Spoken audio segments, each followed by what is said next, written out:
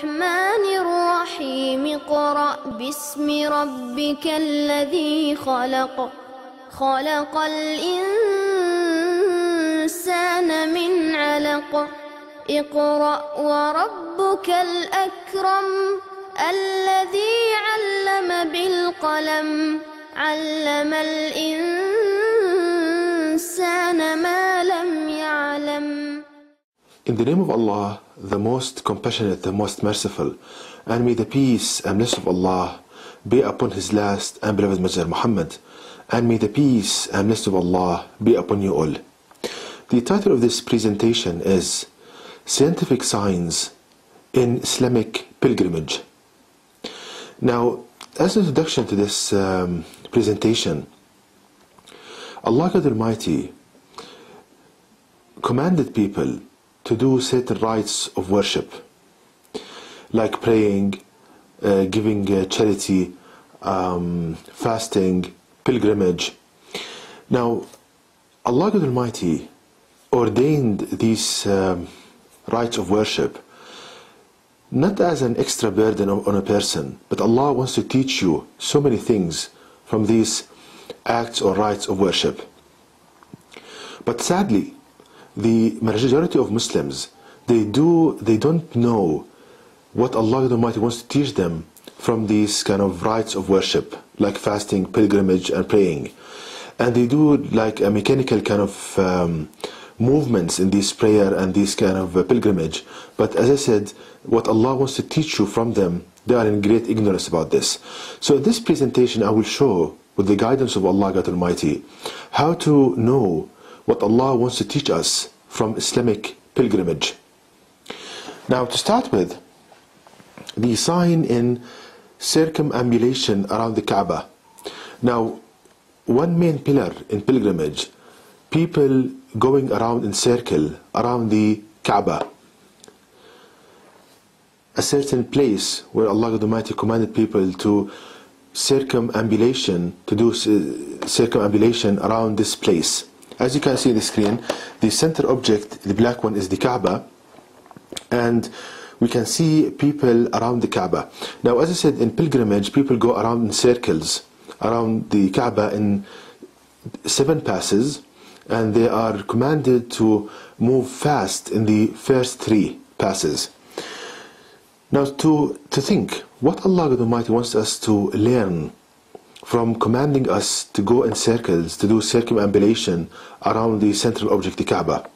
So if we think and ponder upon this, because Allah Almighty orders us in the Quran to ponder and reflect upon matters, and not just merely, just passing quickly without thinking and pondering upon them. So we see that people around the Kaaba, when they go around in circles, they form a certain pattern. And the best description, geometric description for this pattern is concentric circles. They form concentric circles around the Kaaba, as you can see in the picture. Now, when a person looks at this kind of pattern, this geometric pattern of people around the Kaaba, we see that it has a striking resemblance of energy propagation in water.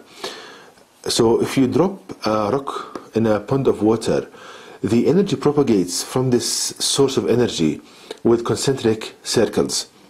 So you see there is a striking resemblance between the pattern formed by people around the Kaaba and when they do circumambulation and with the energy propagation in water.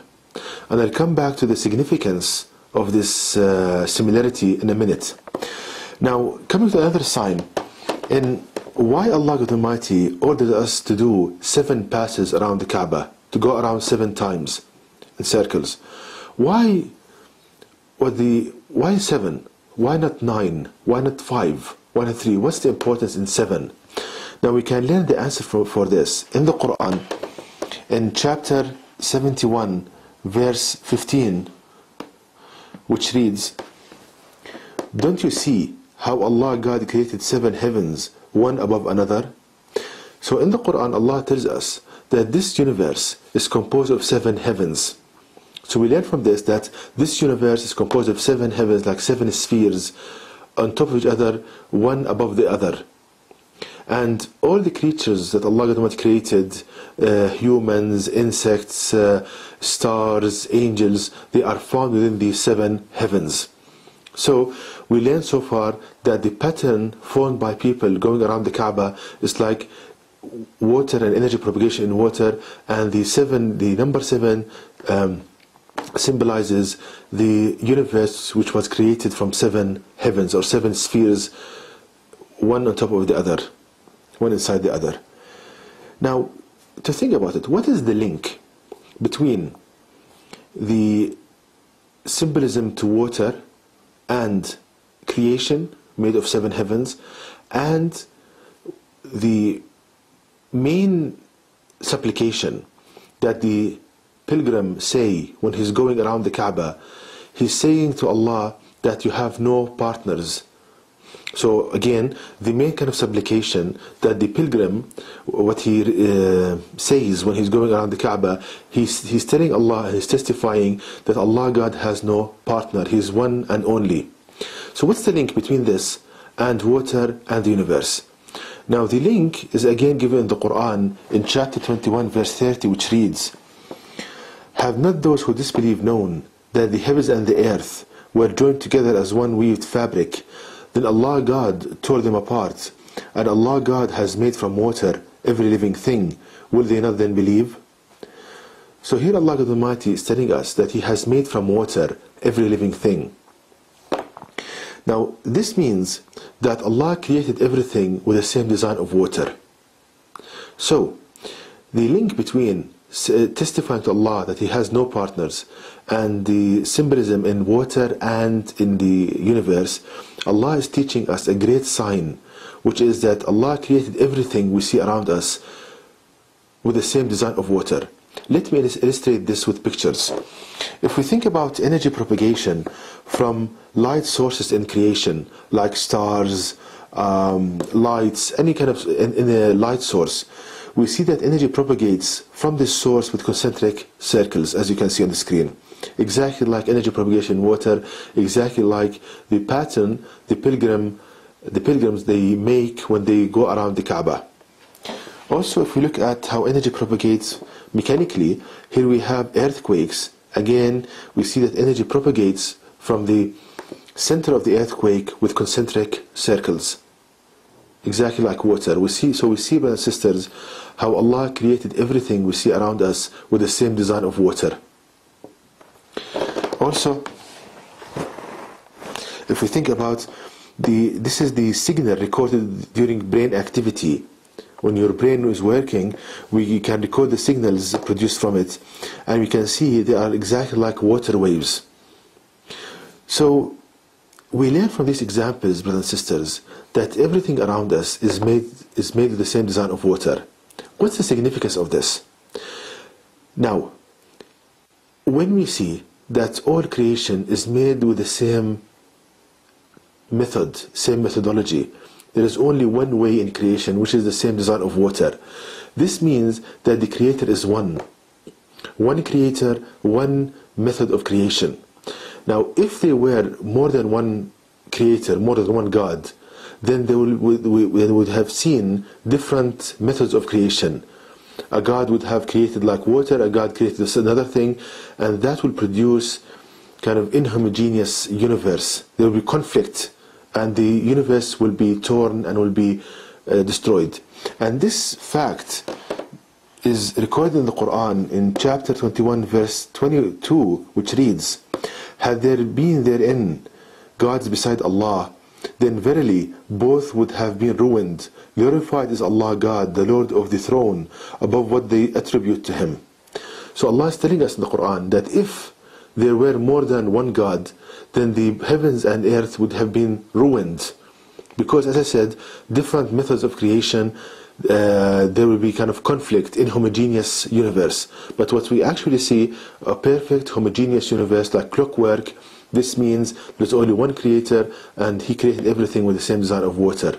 So we learn when people do pilgrimage, when they go around the Kaaba, Allah God Almighty is teaching them a scientific sign that they can use to testify and to show people that Allah God is one. He's not three in one, He's not more than one God. Again, Allah God Almighty is teaching people when they do pilgrimage, is not only the act or the rite what you do, is Allah is teaching you a scientific sign like water, and when you go around it's like water waves. The sign of water is a sign which testifies there's only one creator. So I hope we understood now this pillar of pilgrimage, what Allah wants to teach you from it. To go into another kind of topic in pilgrimage. Now, the pilgrims, they drink Zamzam water. It's water in that place which gushes forth from rocks. So it's water in that location. So now to ponder upon this. Why Zamzam water? Why this special type of water? Why can't a person there drink any other type of water? So the question now, why a pilgrim drinks Zamzam water, this kind of water? So the main conclusion, or the first conclusion from this, that there is something special about this water. Now if we analyze Zamzam water, the water that gushes forth in a certain well there, we see that it has so many characteristics, but one characteristic it comes forward, that it has a high concentration of calcium and magnesium elements, calcium and magnesium. So if you think about this, calcium is a main kind of substance in the human body involved in the contraction of muscles. So when the pilgrim is doing the rites of pilgrimage, he needs energy. So Allah God Almighty, out of His mercy, when that person drinks this water, it supplies the body with more kind of calcium, and thus there is kind of more strength in muscles, and thus he can perform and complete the rites of pilgrimage with ease, with more ease. So we see, this kind of scientific sign in Zamzam water. Also, there's another thing to note, that people tried to take like calcium supplements, but what they noticed that after a while it increases the risk of kidney stones.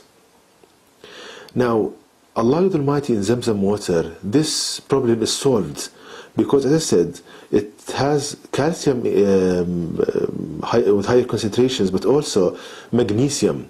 Now magnesium, when there is a higher concentration of magnesium, it stops the formation of kidney stones. So when you put calcium and magnesium in certain kind of proportions, it reduces the risk of formation of kidney stones. So we see, brothers and sisters, and also Zamzam water is excellent in healing osteoporosis, because when you supply the body with oxygen, with calcium and magnesium in these proportions, in addition to other kind of substance in Zamzam water, it's excellent for osteoporosis and the healing of osteoporosis and giving more strength to muscles and bone. Because if the strength of muscle increases, that would increase the strength of the underlying bone. So we see Allah God Almighty is teaching us so many things, so many scientific signs in pilgrimage to show it to people, to guide people to the path of Allah God Almighty. Now coming to another kind of sign in pilgrimage, about the sequence of the rites of pilgrimage. Now Allah God Almighty ordered us to do pilgrimage in a certain sequence. First, you do the circumambulation, you go around the Kaaba in circles. Then you stand on a mountain there called mountain of Arafah, and then when you finish standing on that mountain for a certain period of time, you go down and you go to do kind of go between two appointed places, to go back and forth 7 times, and then you go to throw stones at a certain location. You throw stones at a certain location there. So what is the scientific sign in the sequence of these events? You will see, brothers and sisters, that the sequence of these events, they map out your life. Allah Almighty shows you a diagram of your life. How? In this life, you strive, and the symbol is that it symbolizes the circumambulation around the Kaaba, going around the Kaaba, and the effort you put there. It symbolizes the putting effort in your life, and the best thing to do in your life is to strive to make the word of Allah God supreme. Then a person dies and he's resurrected, and then Allah will gather people in a certain place, and the symbol of that in the pilgrimage is people standing on the Mount of Arafah, like people, they're coming out of their graves, and Allah will put them in a certain location.